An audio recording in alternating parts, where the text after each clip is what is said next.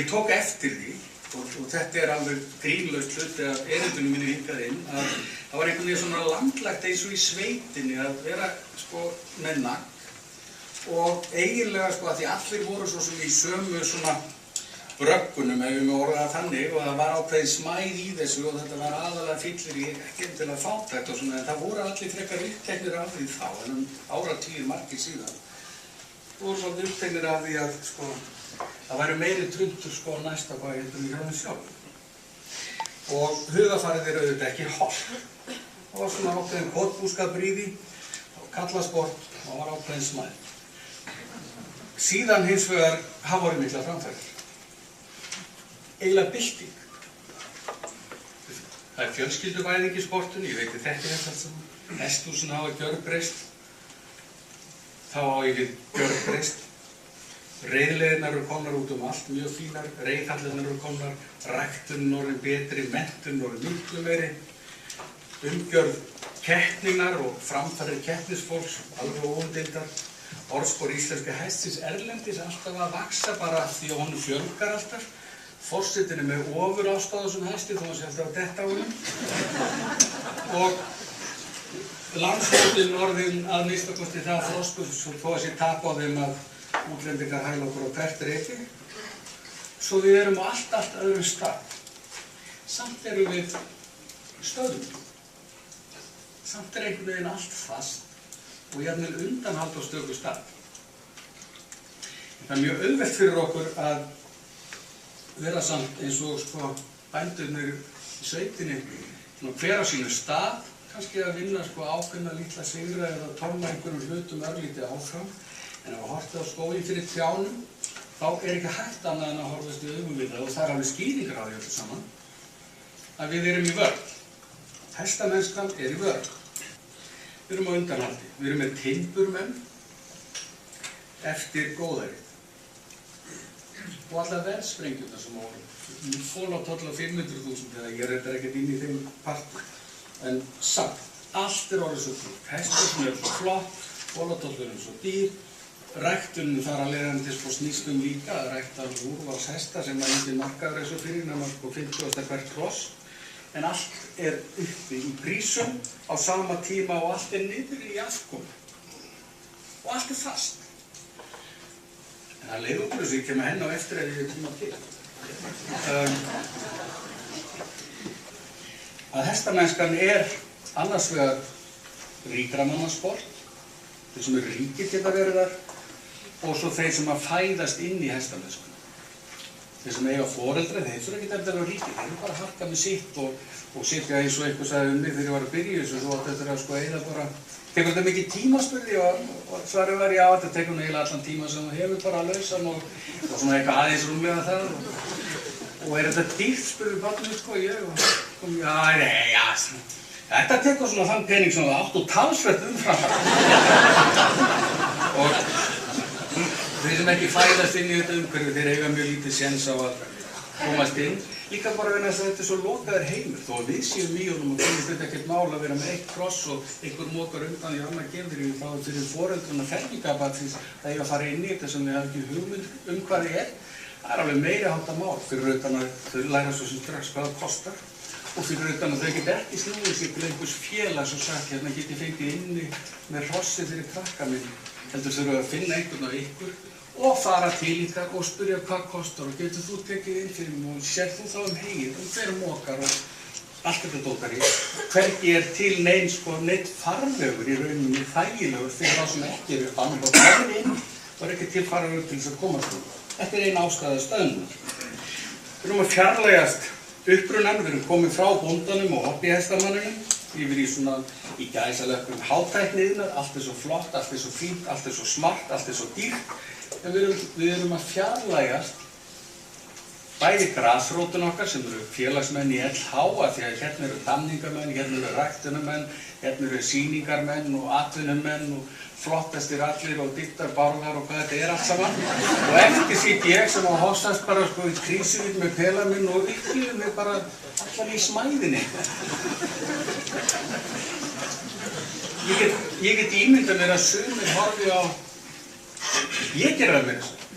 Ég horfi á skrautsýningar eins og þegar íslenska hestarnir er riðu á ís og það er allt í neistaflug og glæringar eða equitana eða einhverja svona meiri áttar skrautsýningar.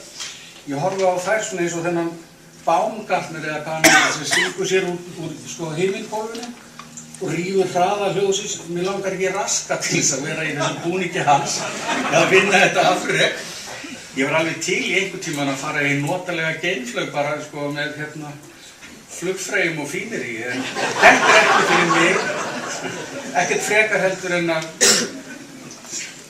ríða hesti sem neista svona undan sko skeifunum á, eða hvernig sem þessi trikkur er gerð, myndi bara gera mér hrættan, mér langar það ekki. Þetta er ekki að höfða til mín, þetta er ekki að hvetja hvatta þá sem aldrei á að koma hestbak til þess að fara í þetta, en rosalega er þetta flott, það er allt annað, mér bara langar ekki. Ég þarf að vera svolítið eins og hinir, þó ég sé ekki að ríða og keppa, það samt sem áður. Og hestarnir mínir, ég finn svolítið fyrir því, ég veit það þegar talningamennirnir sem að verðast ekki skilja það þegar ég er ríða á reiðvegum heldur alltaf á milli allara hestum svona og maður heyrir alltaf í þeim og svo lyfta þeir alveg tvílíkt og maður kemur út og er að fara í krísuvíti eitthvað með 4 til 1 og þetta er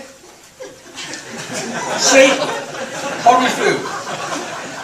Þetta er eiginlega andhverfan við golfleikarann sem getur farið út á völl. Notið leiksins, þetta er líka prívatdæmi, notið leiksins þó að hann sé sko að hjakka alltaf með sömu 36 í forgjöfuna eða hún við að þannig að þess að ég get slegið og kosturinn sá að ég fjárfesti kilum og notaði eitthvað meira en margir aðrir sem er gott en ég get líka keppt við þá sem eru mér betri af því að það er forgjöf og þetta og það er svo merkilegt í golfinu. Kannski er það eini íþróttin þar sem maður hælir alltaf hinum. Þekkið það, hann slær eða þess að sá sem ég er að keppa þau slær og maður gerur alltaf komment. Ok, kemur næst góð stefna eða maður reynir að finna eitthvað eða bara flott höggja og allir alltaf að hæla öllu. Þetta er andhverfan það sem ég var að lýsa á þannig sveitinni minni til dæmis. Og í golfinu er maður tekið bara eins og maður er. Hér kemur ég með 36 í fólki og já, hann reyndar að því hann alltaf með pelan í settinu sko. En þá er það bara acceptera að ég sé ekki í þessu sko beinlínis að græðgin í að lækka einhverja fólkið. Það fá að vera með og svo er einhver sem skullar mér heim.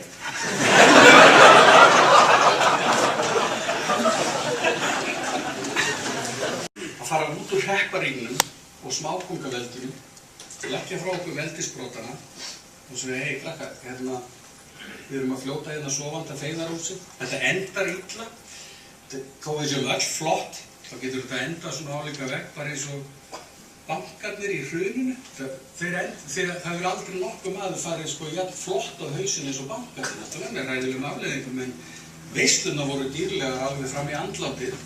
Og ef við ekki gerum neitt og erum bara í enda betri sko hreinni og hvítari buxum og bláa jakkinn enda flottar og hestarnir neista enda meira úr augunum og allt verður svo æðislegt, en það er bara enginn með okkur lengur, það er bara við og einhverju sjálfsáttir, þá endar þetta bara vekk.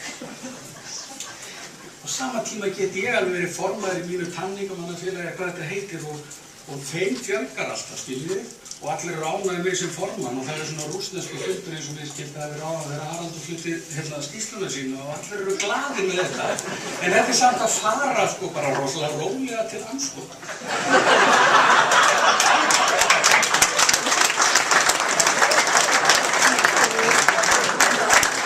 En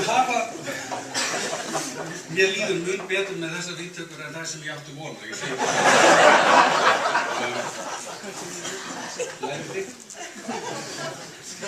Menn hafa stundum orðið að snúa okkur saman eins og til dæmis ferðaþjónustan eftir eldgosið í Eyjafjallajökli árið 2010.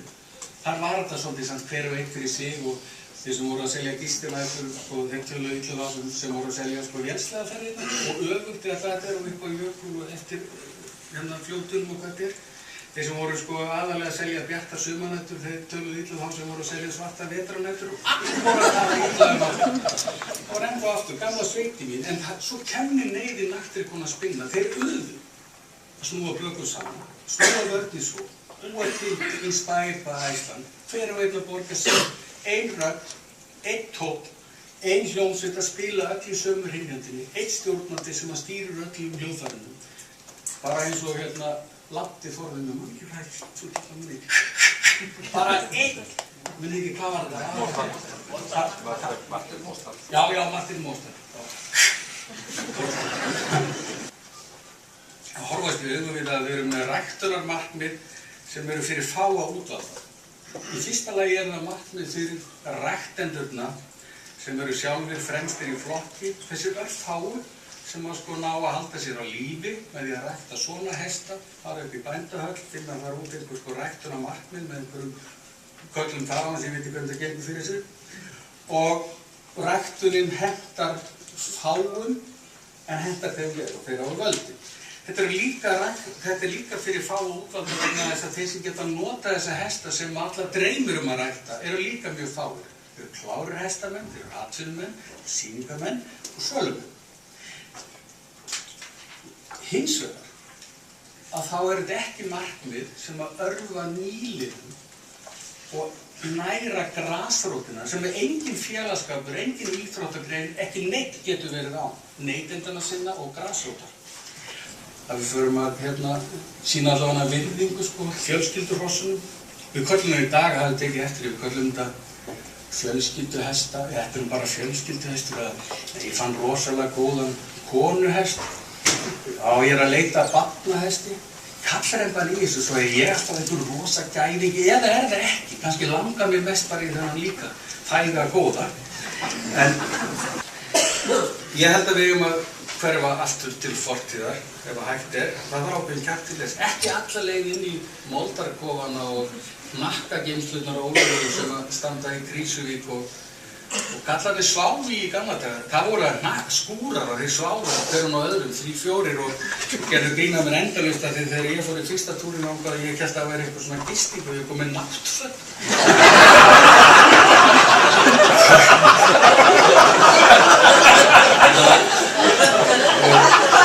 Og bara óbáslegt að gera svona nýst. Ekki saman, en eitthvað álið. Ég held að við verðum að fara að bera virðingu fyrir þessum afgangi hesta sem er reyndar allt og mikið af í dag en er afgangsað því að það tókst ekki selja nema 1 af hverjum 50 sem einhvern gæðing til útlanda því að það er ekki virðisaukaskattur á því og bestu að frá þangað þetta er á flókið fyrir mig að skilja almennilega og ekki tími til að segja frá og þið vitið þetta allt hvort þið er. En að segja svo alltaf, þetta eru ræktunarmarkmiðin okkar og við seljum 1 af hverjum 50, restinn fyrir ruslið eða sem sagt fjölskyldurnar, börnin, kvennahestana, hvað þetta er og segja bara, þeir sem er ekki alveg nógu góðir, þeir eru til þess að meika það, þeir eru nógu góðir fyrir rest. Þetta er jafnvel þó að þetta sé rétt, þá er þetta bara ekki rétt hugarfarskilið. Það er það sem er að þessu. Ég held að við eigum semst að bera virðingu fyrir hrossum sem að við getum notað, meðaljónin, getum treyst, elskað, hirtum, hlusta og éta. En það er ekki tími þetta nema að við biðjum það viljumist þess